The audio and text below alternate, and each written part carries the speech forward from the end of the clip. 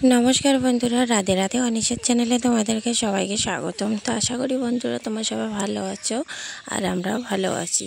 তো চলো তোমাদের ভালোবাসা আর আশীর্বাদ নিয়ে দিনটা শুরু করি। আশা করি ব্লগটা তোমাদের অনেকটাই ভালো লাগবে, স্কিপ না করে পুরো ব্লগটা দেখবে। আর যে যেখান থেকে দেখতেছো আমাকে সাপোর্ট আর একটু ভালোবাসা দেবে। তো শুরুতেই বললাম যে আমরাও ভালো আছি, কিন্তু ভুল বললাম। পরিবারের আছে, আমার মেয়েও এখন বর্তমানে একটু সুস্থ আছে, ছেলেরাও সুস্থ আছে, সকলেই সুস্থ আছে। কিন্তু আমি জানি না যে আমার কি হয়।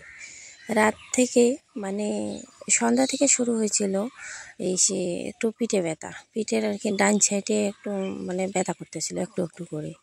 যখনই রাতে 9টা বেজে গেল তখন আরও একটু বেশি করে ব্যথা উঠলো। তো আমি ভাবলাম কি মানে গ্যাসের ব্যথা। তো গ্যাসের ব্যথা মনে করে আমাকে জল টল খেয়ে নিব, ব্যথা কমে যাবে। তারপরে রান্না টান্না করলাম, ব্যথা করতেছে কিন্তু রান্না করলাম, রান্না করে তারপরে আবার সবাইকে মানে রান্না করছি, আমার বর বাচ্চাদেরকে কাউকে আমি খাইতে দিতে পারিনি, খুব ব্যথা করতেছে। তো ওদেরকে আমি বললাম যে তোরা খাওয়া দাওয়া করে নি, আমি একটু শুয়ে থাকি। শুয়ে থাকতে থাকতে মনে করো ওদিকে একটু শুয়ে থাকতে থাকতে ঘুমাই গেছি, মেয়েকেও ঘুম পাড়াইছি, আমিও ঘুমাই গেছি। তারপরে এদিকে দেখি যে 10টা বেজে গেছে। তো 10টার সময় ঘুম থেকে উঠে একটু ওষুধ খেয়ে মালা করতেছিলাম। আমাকে তো মালা করতেই লাগবে প্রতিদিন। মালা করতে করতে আমার 11টা বেজে গেছে। তো 11টা থেকে মানে না শুইতে পারতেছি, না ঘুমাইতে পারতেছি, না বসতে পারতেছি। কিন্তু বাড়ির সবাই ঘুমায় গেছে, ছেলেরাও ঘুমায় গেছে, বড় ঘুমায় গেছে, ওদেরকে জাগাচ্ছি না, আমি কে সেরে যাবে, একটু ঘুমাইলে শুয়ে টুয়ে বললে সেরে যাবে। যখন রাতের 2টা থেকে 2:30 বেজে গেল তখন আমি মানে কি বলবো, যেমন কি আমি মরেই যাব। আমার পুরো দম বন্ধ হয়ে গেছে, আমার নিঃশ্বাস বন্ধ হয়ে যাচ্ছে, মানে এত চিল্লাচ্ছি, ব্যথার চোটে আমি থাকতে পারতেছি না। সবথেকে আমার মানে সবথেকে যেটা খারাপ লাগছে আমার ছোট ছেলেকে দেখে।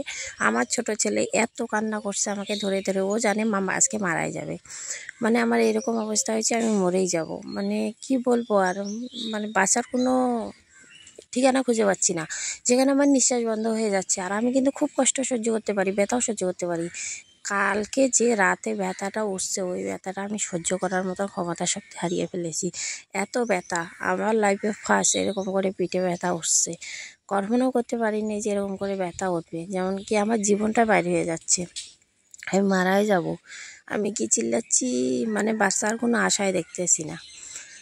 তারপরে সকালবেলা ভোর 4টার দিকে আমার দেওর একটা মানে ডাক্তারি করে, ওর থেকে ওষুধ নিয়ে আসলো। ওষুধ আইনি, তবুও ব্যথা কমতেছে না। সকালবেলা ওষুধ খেয়েছি, তারপরেও ব্যথা কমতেছে না।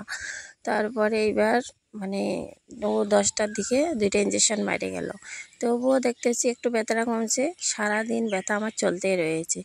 আবার একটু রাতে ওষুধ খাইলাম, ওষুধ খাওয়ার পরে একটু ব্যথাটা একটু হালকা, মানে নিজেকে একটু ভালো লাগতেছে। ব্যথা তো আছে তবু একটু ভালো লাগতেছে, চলতে চলতে ভালো লাগতেছে। এইখানে একটু আমি মনে করো এডিট করতে একটু মানে পুরো একটু স্পিড করে দিয়েছি, কিন্তু এখানে আমি কাজগুলো যে করতেছি খুবই মানে আস্তে আস্তে কাজগুলো করতেছি, কারণ ব্লগটা অনেক ভালো বড় হয়ে যাবে, যেই কারণে আমি একটু স্পিড করে দিয়েছি। আমি মানে হাঁটতে পারতেছি না, লড়তে পারতেছি না। আর সংসারের কাজ তো না করে থাকতে পারবো না। সকালবেলা এসে মা করে দিয়েছে, মা মনে করে ওই যে থাল বাসন মেজে দিয়েছে, উঠান বাড়ি মুছে লেপে গিয়া উঠান বাড়ি ঝাড় দিয়ে দিয়েছে, তারপরে রুটি বানাইলো, ভাত বানাইলো। আর আমি তো মানে হেলতে পারতেছি না, কিছু করতে পারতেছি না। এই যে যেমন 2টা বেজে গেছে, তখন একটু আমার ভালো লাগতেছিল, ব্যথা তো করতেছে, ভালো লাগতেছিল, তবু আমি ঘর দৌড়গুলো ঝাড় দিয়ে দিচ্ছি। আমাদের মাও বয়স হয়ে গেছে, ওকেও বাড়িতে করবে না এখানে করবে, এতটা চাপ দেওয়াটা ঠিক না। আর ওরও শরীর ভালো না, আমাদের মায়েরও শরীর ভালো না, কানে ব্যথা ট্যাথা, যেই কারণে আমিও মানে কষ্ট হইলেও করতেছি। দেখো সংসারের কাজ না করে তো থাকতে পারবো না। যেখানে আমার সংসার, যেখানে আমার স্বামী সন্তানেরা আছে, আর যেই সংসারে থেকে আমার মনে করো মঙ্গল হবে, ওই সংসারটা আমি অমঙ্গলের দিকে ঠেলে দিতে পারি না, তাই না? তার জন্য আমার ঘর দরজা সব কিছু আমি মানে ঝাড় দিয়ে লেপে মুছে পরিষ্কার করে নিচ্ছি। মানে কষ্ট হচ্ছে, কিন্তু কষ্ট প্রচুর কষ্ট হচ্ছে, তবুও কিন্তু আমি সংসারের কাজ করতে কিন্তু ছাড়তেছি না, কাজ করেই যাচ্ছি। তো মাই যে রান্না বান্না করে দিয়ে গেছে, তারপরে এগুলো মুছছে, কিন্তু তবুও বয়স্ক মানুষের মুছে আর আমাদের মোছা, তাই না? তারপরে আমি এগুলো কী করতেছি, মুছে নিচ্ছি। মানে এগুলো না মুছলে না থাল বাসন রাখতে ইচ্ছা করে না। তো থাল বাসন এমনি মাই মাইজে দিয়ে গেছে, তারপরে কিছু থাল বাসন ছিল, ওগুলো আমি মেজে নিলাম। তো এগুলো এখন আমি গুটিয়ে গাটিয়ে রাখবো। কারণ কি বলো তো, রান্নাঘরটা না একটু যদি গুটিয়ে গাটিয়ে না রাখি ভালো লাগে না। আর বাইরের থেকেও যদি কেউ আসে, যদি রান্নাঘর দেখে নোংরা, যেন মানুষে বলে আর কি, এই যে বাড়ির বউ কতটা পরিষ্কার বাড়ির বাথরুম দেখলে বোঝা যায়। তো এই কারণে আমরা না সবসময়ের জন্য রান্নাঘর, মনে করো পায়খানা, বাথরুম, এগুলো সব সময় না পরিষ্কার করে রাখার চেষ্টা করি। কেন পরিষ্কার মানে কি বলো তো, নোংরার মধ্যে আমাদের থাকতে ইচ্ছা করে না। আমরা যদিও বস্তিতে থাকি, আমাদের কিন্তু নোংরাটা কিন্তু পছন্দ হয় না। হ্যাঁ, মনে করো যে মাটির উঠান, মাটির ঘর, এরকম ইয়েতে থাকি। অনেকে হয়তো বলবে মাটির উঠানে মাটির ঘরে ইয়ে করে, আবার বড় বড় ভাষণ মারে। সেটা না, মাটির ঘর হইলো বা মাটির উঠান হইলেও কিন্তু সবসময়ের জন্য পরিষ্কার করে আমরা রাখার চেষ্টা করি। কারণ দেখো, আমাদের বস্তিতে এইটা একটা সৌন্দর্য। এখন যেমন বর্ষার সিজন, আমরা মনে করো উঠান বাড়ি লেপতে পারতেছি না, তো ওগুলো আমরা চেষ্টা করি যে পরিষ্কার করে রাখার জন্য। আর যখন মনে করো এই শেষ সিজন আসবে, যে বর্ষাটা পেরিয়ে আবার যখন খরার সিজন আসবে, তখন কিন্তু উঠান বাড়ি আমরা গোবর টোবর দিয়ে লেপে রাখি, সুন্দর করে বাড়িঘর লেপে রাখি। মাটির বাড়িঘর না লেপে রাখলে না খুব সুন্দর দেখা যায় বস্তি বাড়িতে আর কি। গ্রামের বাড়িতে মানে সবাই আর কি, যে বাড়িঘর লেপে রাখে, দেখতেও খুব সুন্দর লাগে। মানে এটা একটা কম্পিটিশন চলে, কার বাড়ি কতটা পরিষ্কার হয়। তো এখানে যে মেয়েকে স্নান টান করাই দিলাম। আর মেয়ের তো গোটা একবারে শরীরে ঘা হয়ে গেছে, এমনি তো নিজের শরীরও চলতেছে না, মেয়েও এদিকে অসুস্থ। তো মেয়েকে একটা মলম নিয়ে আসছে ওর বাবা, তো মলমটা লাগাই দিচ্ছি। মলমটা লাগাই দিচ্ছি এই কারণে, তো মলমটা লাগায় মেয়েটা একটু সুস্থ হয়েছে। আবার ওষুধও খাওয়াচ্ছি। তো এত যন্ত্রণা ভোগ করলো মেয়েটা আজকে 10-12 দিন, কি আর বলবো। তো দেখো আমার অবস্থা কি হয়ে গেছে, যেমন আমি বুড়ি হয়ে গেছি এরকম অবস্থা হয়ে গেছে।